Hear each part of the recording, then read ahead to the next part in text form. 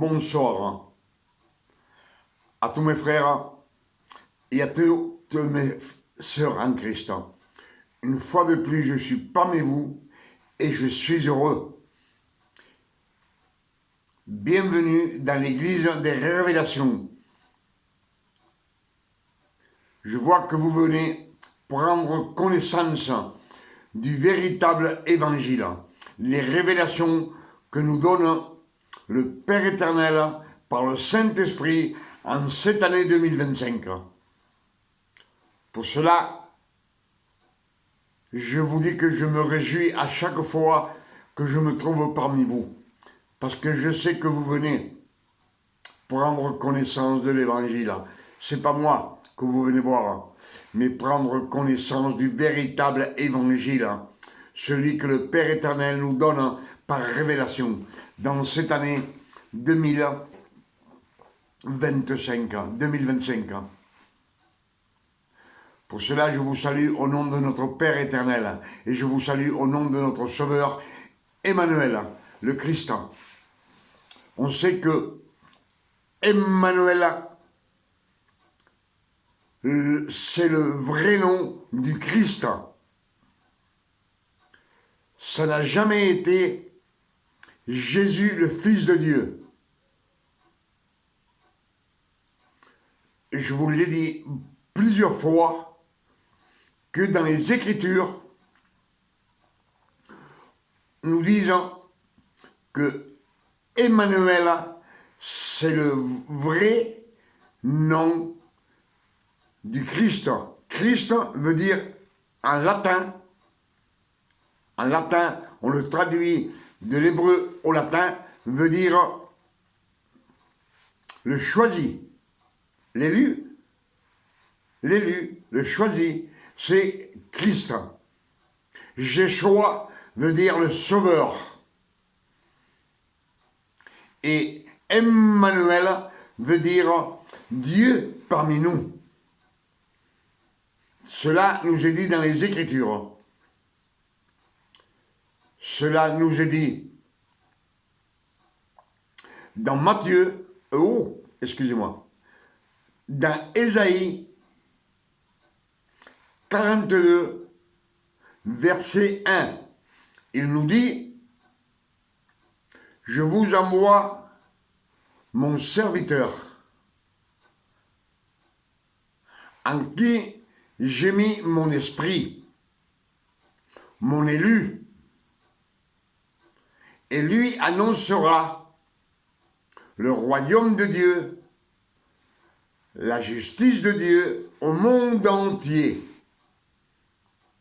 Donc il nous envoie sur la terre, celui qui est venu, c'est un serviteur, un ouvrier, un travailleur.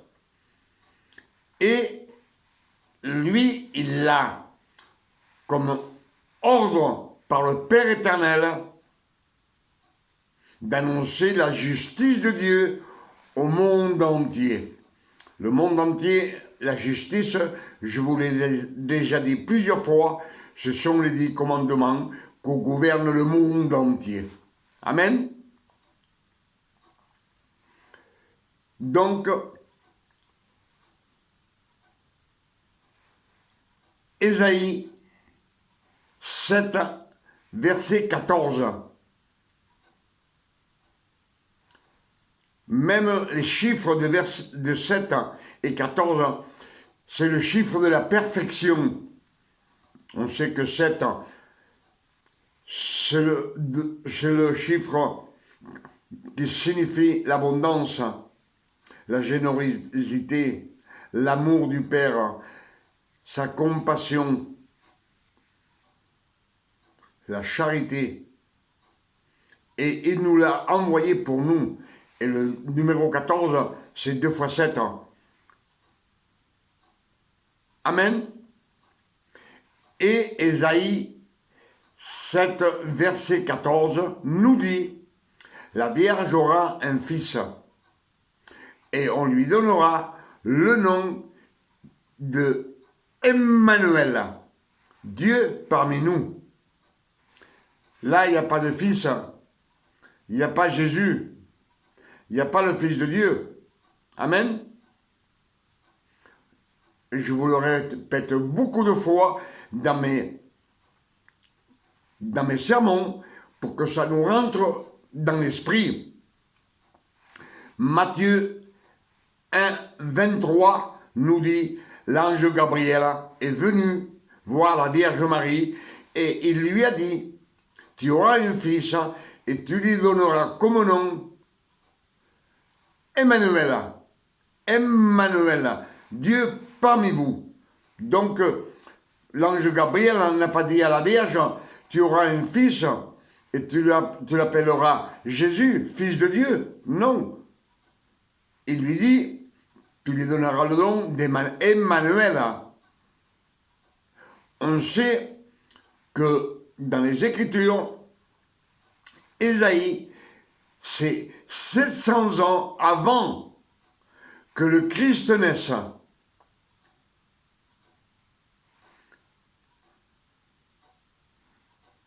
Amen.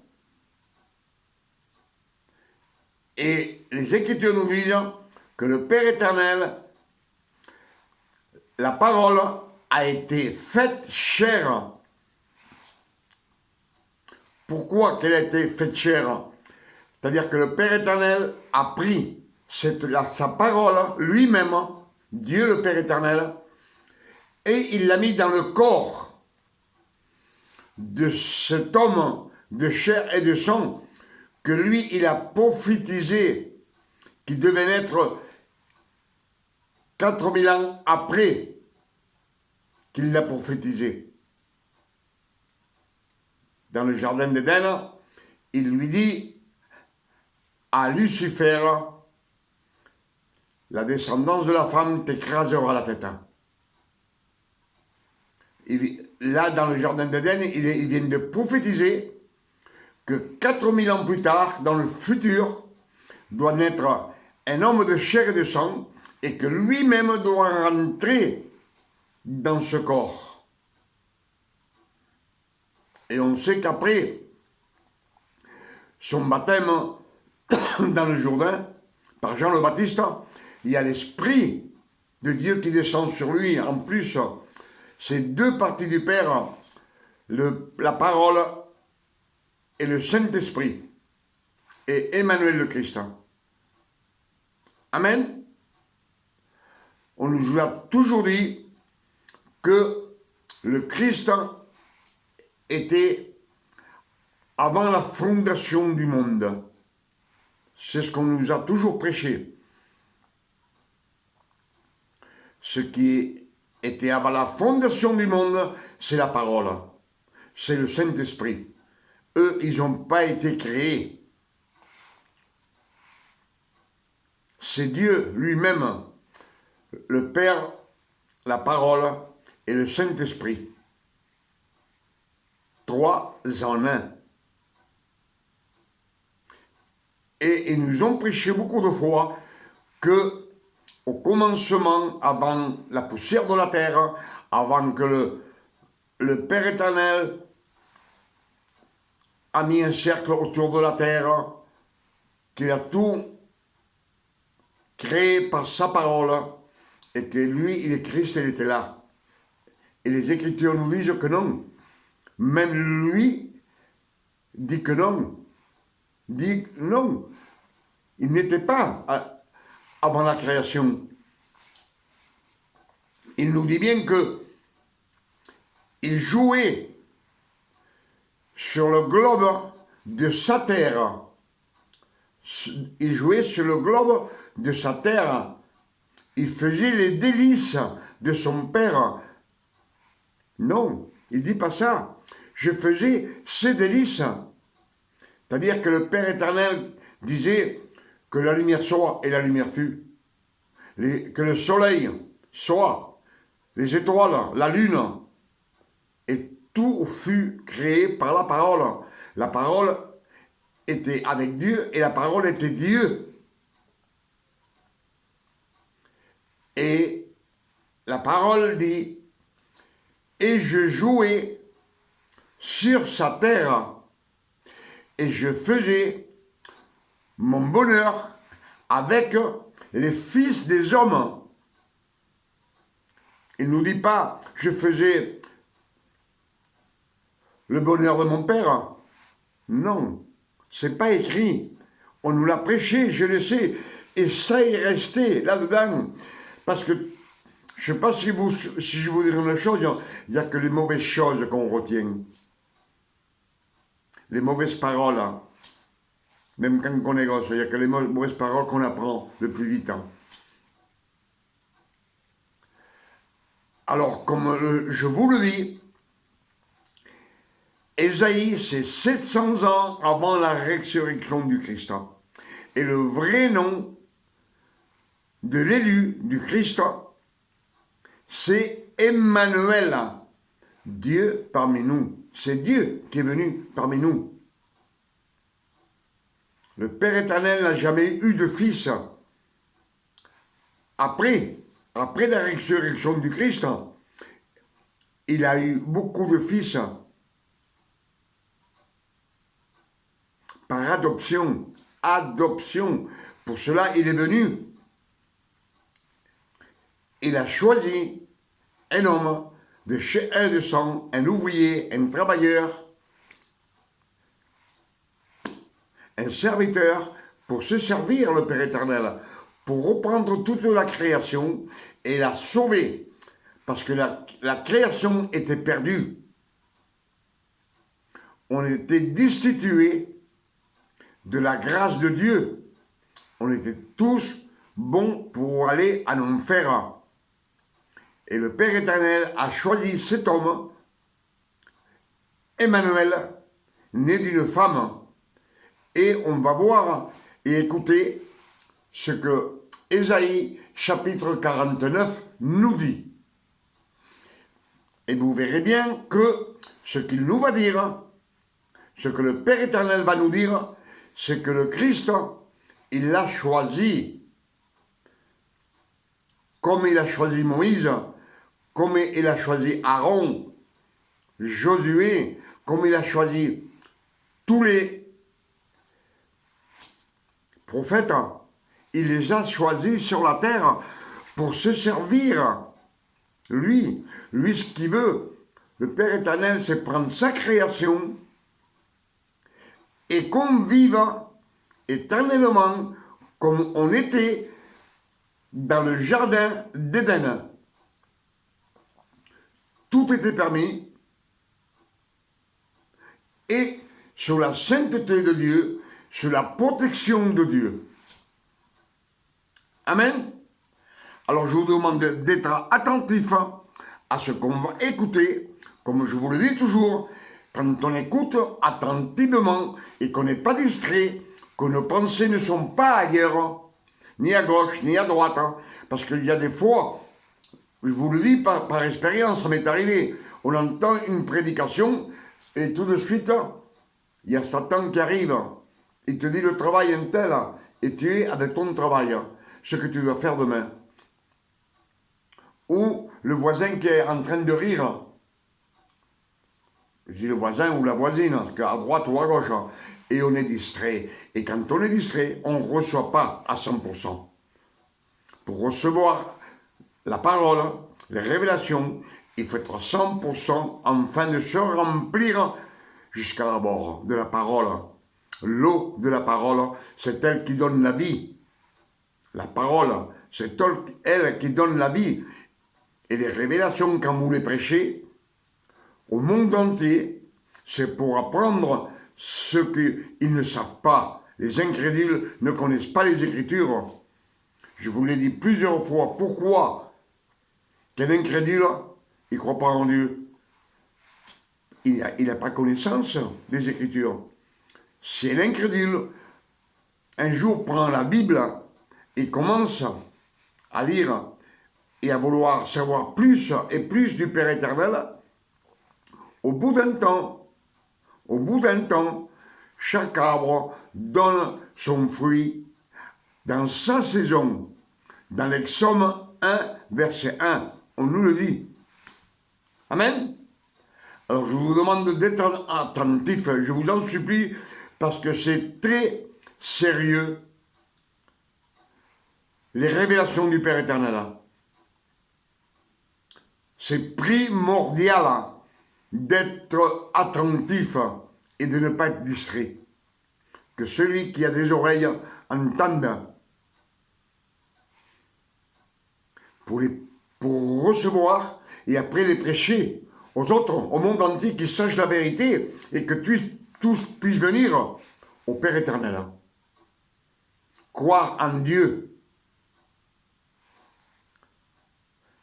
C'est pour ça que je vous dis qu'il y a des incrédules, parce qu'ils ne connaissent pas les Écritures. Les Écritures. Exemple, un illettré, s'il ne sait pas lire, c'est parce qu'il n'a jamais été à l'école. Mais même un homme de 30 ans, si vous le prenez, il est illettré, il ne sait pas lire ni écrire, vous l'amenez avec un professeur et il arrivera le moment où lui, il sera comme le professeur. Après, il va avoir son bac et il peut être comme le professeur. Et les Écritures nous disent que tout disciple accompli est comme son maître. Ce sont les Écritures. Alors je vous demande et je vous supplie d'être attentifs.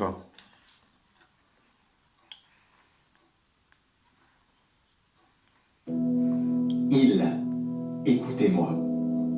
Peuple lointain, soyez attentifs. L'Éternel m'a appelé dès ma naissance. Il m'a nommé dès ma sortie des entrailles maternelles. Alors, écoutons. Il demande aux îles. Les îles, c'est les hommes qui sont éloignés du Père éternel. Une île. Pourquoi île, écoutez-moi? C'est un homme. C'est les hommes, les incrédules, ceux qui ne connaissent pas les Écritures. Il nous dit, écoutez-moi, peuple lointain, soyez attentifs. L'Éternel m'a appelé dès ma naissance. Il m'a nommé, dès ma sortie des entrailles maternelles. Il m'a nommé. Tu lui donneras le nom d'Emmanuel. Emmanuel, Dieu parmi nous. Amen. On va le relire. Il parle aux îles. Et les îles, on sait que les îles, ils sont toujours éloignés. Mais c'est les hommes. Écoutez-moi, peuple lointain, soyez attentifs à l'Éternel. L'Éternel m'a appelé dès ma naissance. Il m'a nommé dès ma sortie des entrailles de ma maternelle. Des entrailles maternelles, c'est quand il a choisi dans le sein de la Vierge Marie. Et il l'a nommé. Amen. On ne peut pas dire qu'il était au commencement des temps. Il nous le dit pas. Il a rendu ma bouche semblable à un glaive tranchant. Il m'a couvert de l'ombre de sa main. Il parle d'Emmanuel le Christ. Ésaïe chapitre 49, verset 2. Il a rendu ma bouche semblable à un glaive à deux tranchants. Il m'a ouvert de l'ombre, il m'a couvert de l'ombre de sa main. Il a fait de moi une flèche aiguë. Il m'a caché dans son carquois. Il m'a caché dans son carquois.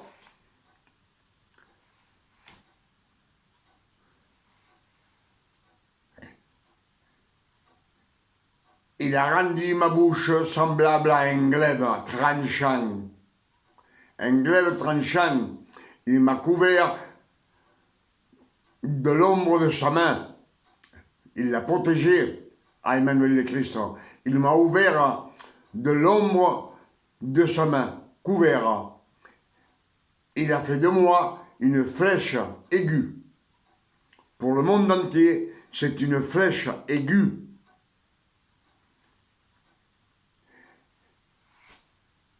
Amen. Il a fait de moi une flèche aiguë.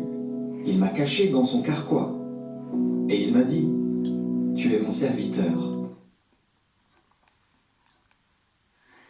Et il m'a dit, tu es mon serviteur, Israël, en qui je me glorifierai, dit le Père éternel.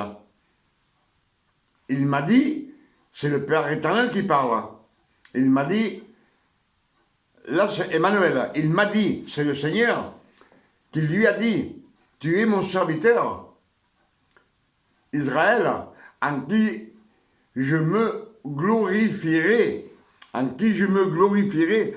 Il nous dit, tu es mon serviteur. Pour cela, Ésaïe 42, verset 1 nous dit, je vous envoie mon serviteur, en qui j'ai mis mon esprit. Je l'ai choisi, mon élu. Amen. Israël, en qui je me glorifierai. Et moi j'ai dit, c'est en vain que j'ai travaillé, c'est pour le vide et le néant que j'ai consumé ma force. Mais mon droit.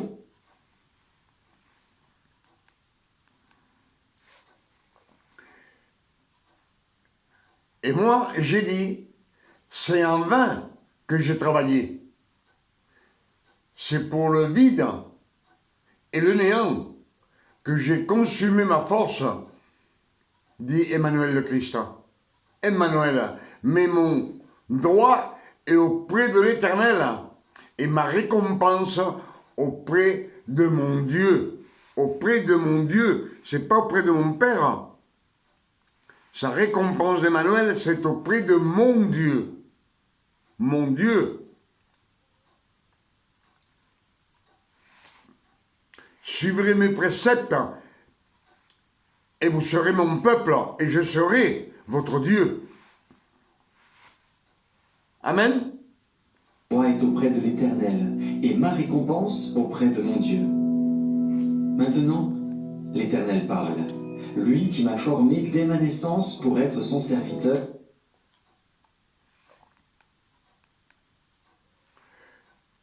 Maintenant, l'Éternel parle.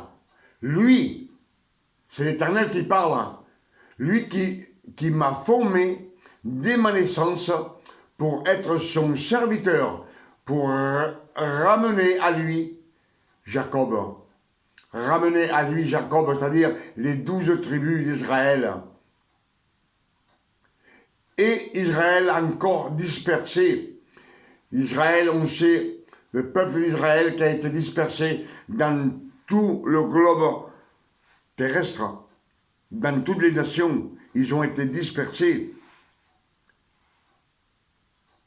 Pour cela, il nous dit, maintenant, l'Éternel parle, lui qui m'a formé de ma naissance, pour être son serviteur, pour ramener à lui Jacob et Israël encore dispersé, car je suis honoré aux yeux de l'Éternel, et Dieu est ma force. Dieu est ma force. C'est Emmanuel qui parle. L'homme de chair et de sang comme nous.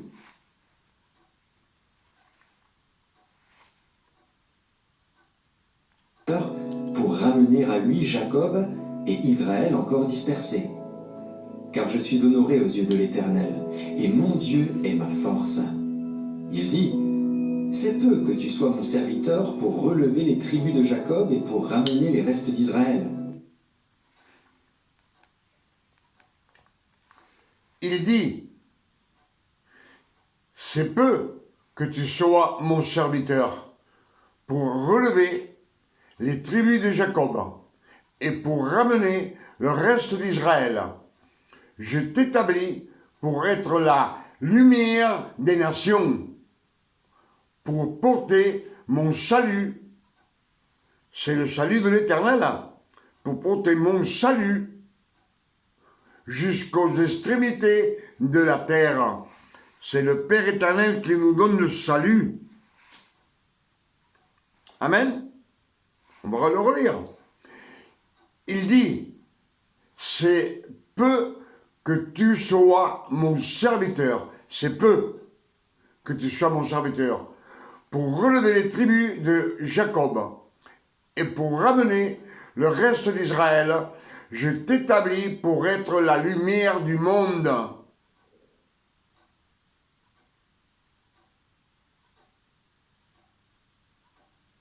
La lumière de toutes les nations, pour porter mon salut jusqu'aux extrémités de la terre. Amen. Je pense que les Écritures sont claires quand on le médite. Hein? Je t'établis pour être la lumière des nations, pour porter mon salut jusqu'aux extrémités de la terre. Ainsi parle l'Éternel, le Rédempteur. Ainsi parle l'Éternel, le Rédempteur. Le Rédempteur, c'est celui qui nous a rachetés. Le Rédempteur, c'est le Père éternel. Emmanuel le Christ, avait dans son corps la parole et le Saint-Esprit. C'est le Père éternel, lui-même. Ainsi parle l'Éternel, le Rédempteur, le Saint d'Israël, à celui qu'on méprise, qui est en horreur au peuple, à l'esclavage des puissants, des rois le verront et ils se lèveront, des princes et ils se prosterneront à cause de l'Éternel qui est fidèle. À cause de l'Éternel.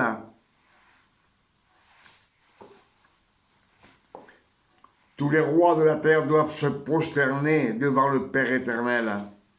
Les rois de la terre, on sait bien qu'ils sont tous des incrédules. Ils croient pas en Dieu, au Père éternel.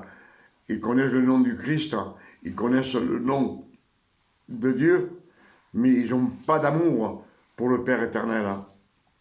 Je voulais expliquer beaucoup de fois dans mes sermons que dans les pays, même où on vit, ils ont peur, mais pas de Dieu. Ils transgressent, mais ils n'ont pas peur de Dieu. Ils ont peur de la loi, de la nation où ils vivent. Car dans la nation qu'ils vivent, ils sont commandés par les 10 commandements pareils, même qu'ils ne croient pas en Dieu. Vous leur demandez, et vous croyez en Dieu, ils vous disent non, Dieu n'existe pas. Pourtant, ils connaissent le nom de Dieu et ils connaissent le nom du Christ.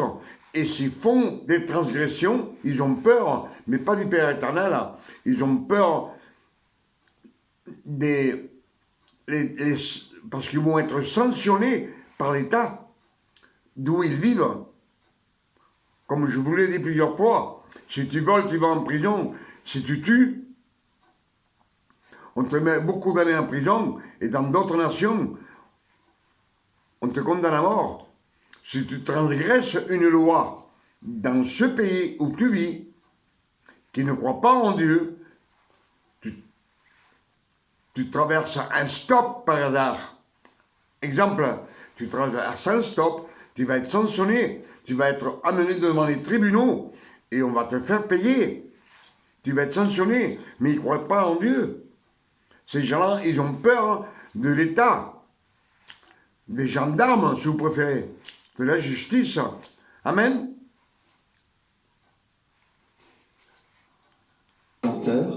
Le Saint d'Israël, à celui qu'on méprise, qui est en horreur au peuple, à l'esclave des puissants.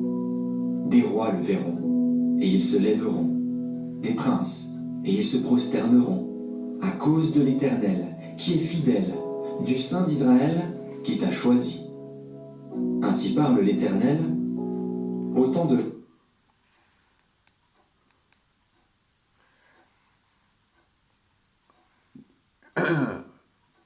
Ainsi parle l'Éternel, du Saint d'Israël, qui t'a choisi. Il a été choisi, comme tant d'autres, choisi.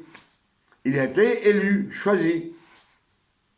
Ainsi parle l'Éternel, au temps de la grâce, je t'exaucerai, et au jour du salut, je te secourrai, je te garderai et je t'établirai pour traiter alliance avec le peuple, mais toujours pour le peuple d'Israël, pour les Juifs, pour les Séduciens, pour les Escribes, pour les Lévites. C'est pour cela qu'il est venu nous racheter. Amen. Ta grâce, je t'exaucerai, et au jour du salut, je te secourrai. Je te garderai, et je t'établirai pour traiter alliance avec le peuple, pour relever le pays, et pour distribuer les héritages désolés.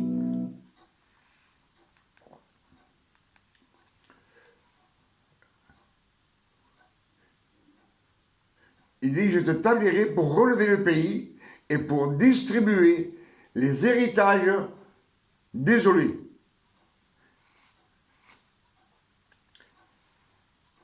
Les héritages désolés.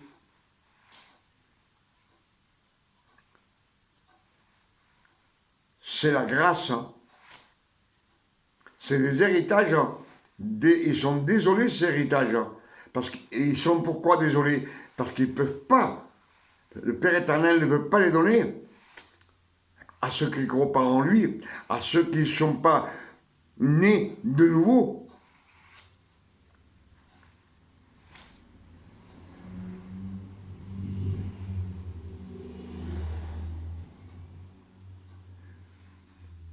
Pour dire aux captifs, sortez. Les captifs, ce sont ceux qui sont sous la loi. Sortez. Et à ceux qui sont dans les ténèbres, le monde entier est dans les ténèbres. Ils ne connaissent pas le nom du Père éternel, ni le nom d'Emmanuel le Christ. Pour dire aux captifs, sortez. Et à ceux qui sont dans les ténèbres, paraissez. Qu'ils apparaissent, qu'ils sortent des ténèbres. Ils viennent à la lumière.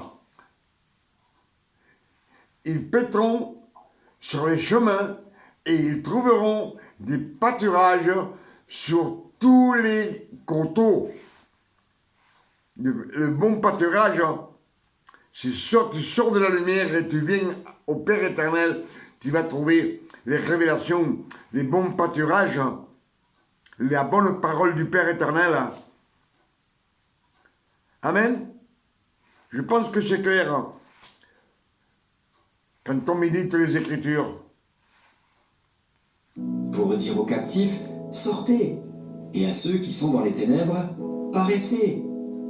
Ils paîtront sur les chemins, et ils trouveront des pâturages sur tous les coteaux. Ils n'auront pas faim et ils n'auront pas soif. Ils trouveront sur tous les coteaux. Ils n'auront pas faim, ils n'auront pas soif. Le mirage et le soleil ne les feront point souffrir, car celui qui a pitié d'eux sera leur guide. Et il les conduira vers des sources d'eau.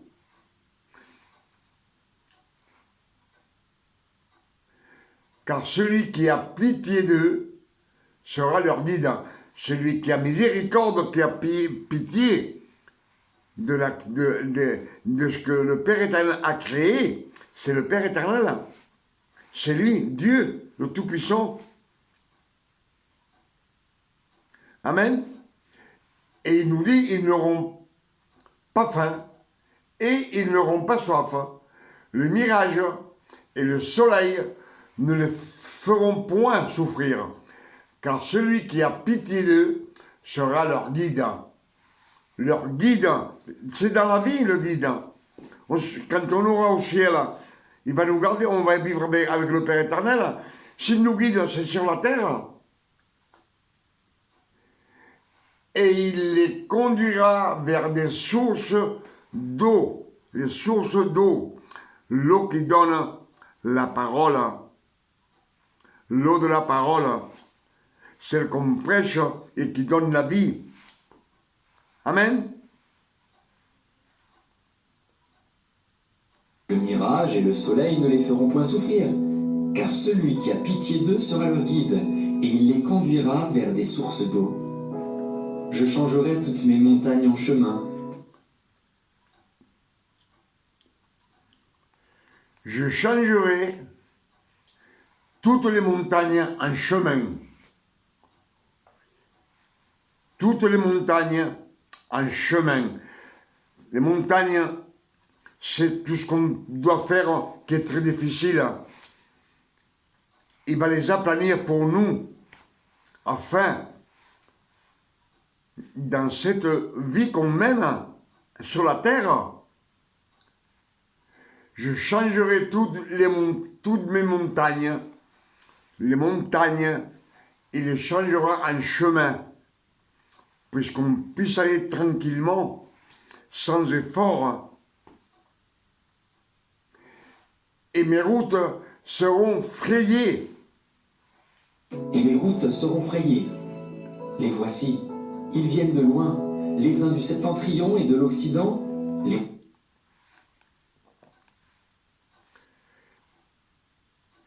Et mes routes seront frayées, je changerai toutes les montagnes en chemin. Mes routes seront frayées, les voici. Ils viennent de loin, les uns du septentrion et de l'Occident, et les autres des pays de Sinim, c'est-à-dire de tout le monde, tous ces gens qui vont remplir la ville d'Israël. Ils viendront,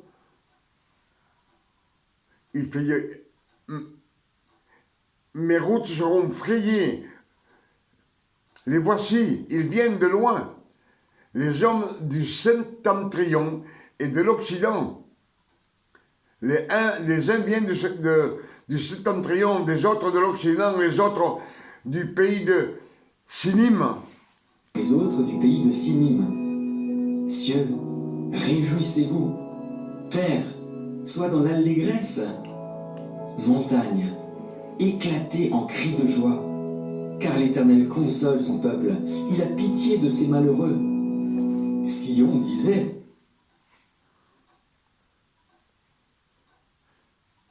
le Père éternel a pitié de son peuple. Il ne dit pas de ses fils, il ne dit pas de ses enfants, de son peuple. Amen.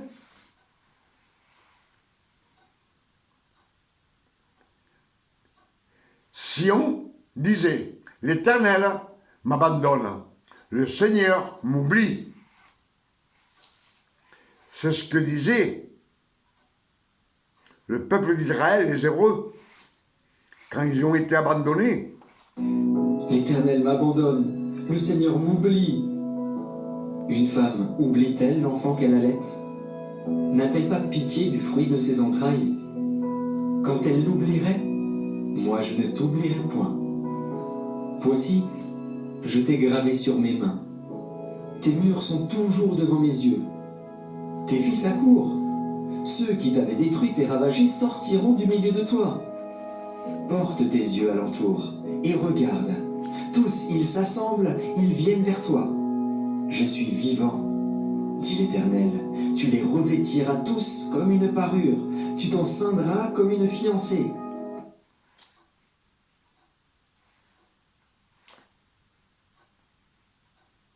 Il nous dit bien, porte tes yeux alentour et regarde. Toutes les îles s'assemblent. Ils viennent vers toi. Toutes les îles, tout ce monde lointain vient vers toi. Ils viennent vers toi. Je suis vivant, dit l'Éternel. Tu les revêtiras tous comme une parure. Tu t'en ceindras comme une fiancée. Je pense que on a médité beaucoup en cette année 2025 et le Père éternel nous a donné beaucoup de révélations. Amen.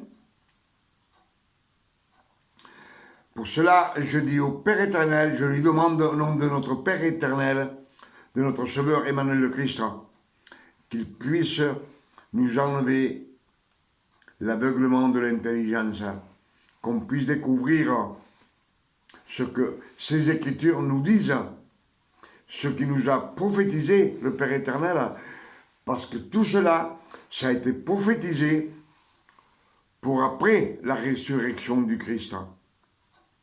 Et on sait, si vous êtes un petit peu instruit, vous savez que tous les peuples d'Israël ont été éparpillés dans le monde entier. Et en 1948, tous ces peuples sont retournés vers Israël, Jérusalem, la Judée. Dieu lui a donné un nom en 1948, le 15 mai. Israël, il a repris le nom de Jacob, Israël. Et tous les Juifs qui étaient éparpillés dans le monde sont venus pour agrandir la nation. Amen.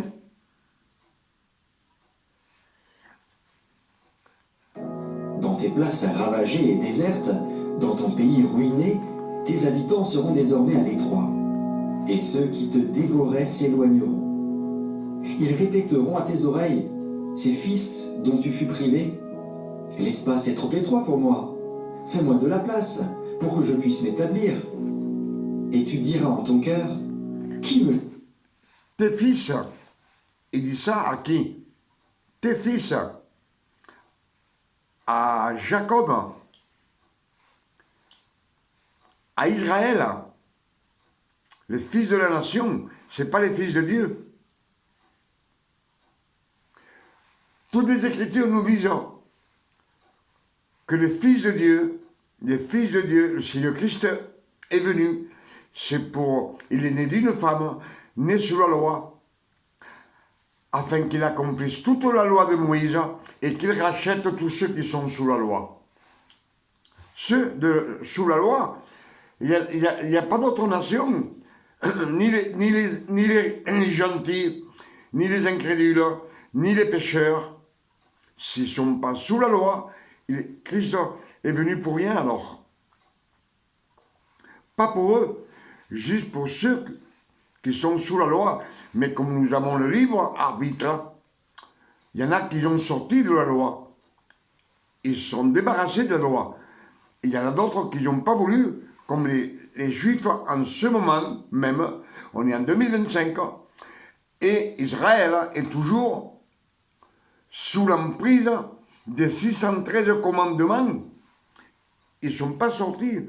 Mais sachez une chose, que si le Christ vient demain, tous ces Juifs resteront sur la terre. Ils partiront pas dans les nuits du ciel rejoindre le Père éternel. Amen.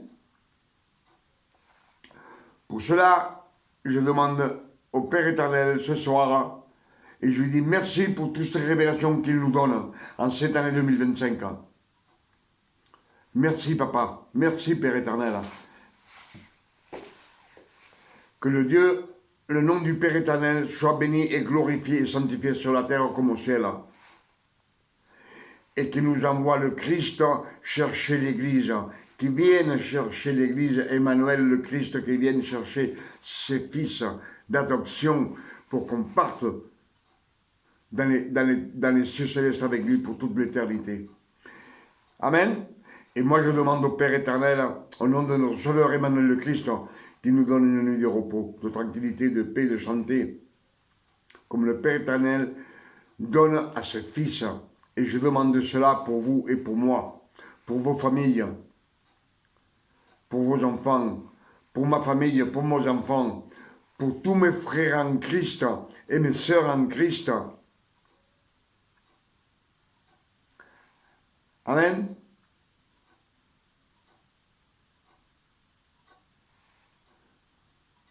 À demain, si le Père éternel nous le permet.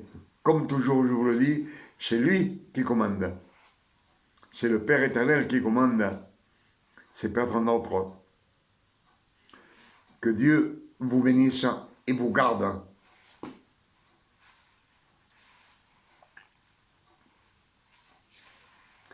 Amen.